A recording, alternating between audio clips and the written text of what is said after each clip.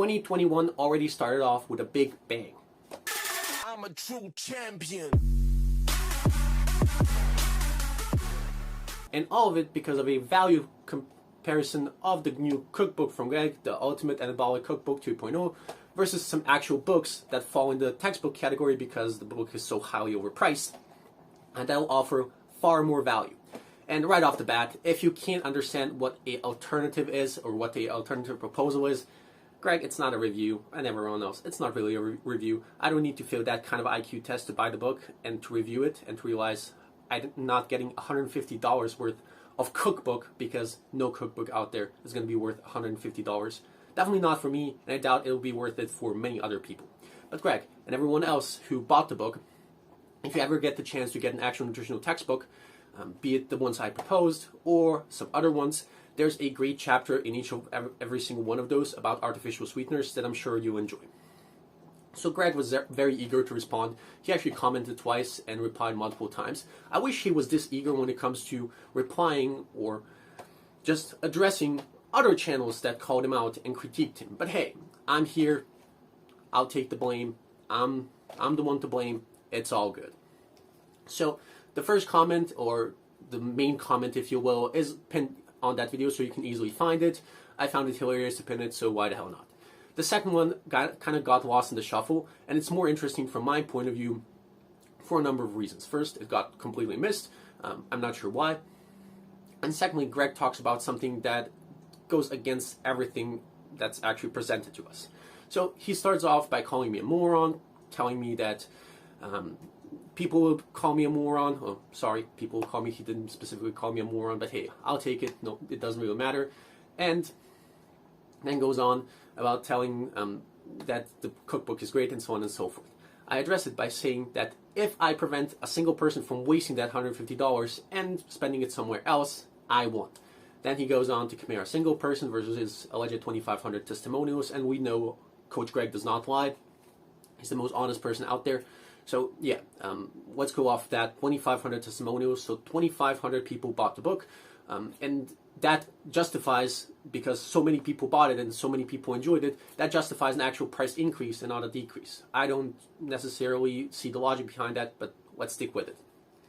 And then he goes to accuse me, and yeah, it's a metaphor, but it's an accusation, if you will, that I have interest in keeping people fat, keeping people overweight, keeping people unhealthy because I own stock in the pharma industry. And even if I was big pharma themselves, I could not influence it in this way. And even if this channel had 1 billion subscribers, it will very be hard to get that reach around because it would require people to eat themselves to death or to an early grave or to unhealthiness over the course of many, many years, because that does not happen overnight. So even if I were able to profit off of it, theoretically, in practice, it would never work. And secondly, I doubt I'm all about that. It might be my evil twin that you might be mistaking me with, but that's okay. We look very similar. The other one has just a bit longer hair and is always loose. So I'll understand that. And yeah, 2,500 testimonials. Let's get back to that. If we assume that that was from the new book, that's 375K. If we assume that it's from the old book, that's 250K. So Greg made anywhere from $250,000 to 375, and I'll trust those numbers because, again, Greg is someone who does not lie no matter what. And getting back to the metaphor, I'll give you a metaphor of my own. If you really want to help people, you probably should decrease the price, especially given how tough the last year was and that many more people are struggling economically. And if you really were about helping people, the book wouldn't be 150, the book would be like 20. Your coaching services wouldn't be 3 or 4 grand. I can't even recall the prices because I couldn't care less.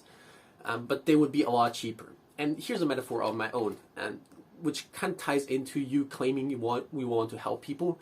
The one thing I can't stand is when athletes, high-level competitive athletes, world record holders, go on to break world records, set standards, and then they go out and claim, okay, I did this because I trained hard, slept well, and ate my vegetables.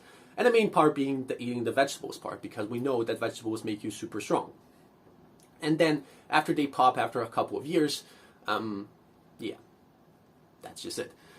But the thing being, if you don't talk about it, and if you don't try and present it to me as you're this superhuman being with this clean persona, even though you have to, because, well, Olympics, etc., etc., trying to keep the clean image of the sport. If you're not naive, and if you have any shred of human decency, you'll shut your mouth and just keep quiet and just not talk about it, not mention it, and not bring it to the front and not bring it to the sunlight. You'll just, well, keep quiet.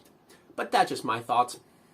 And yeah, Greg, if that wasn't a metaphor, and if you really think I'm in any way tied to the pharma industry, I'll leave that up to the professionals. You know what I mean.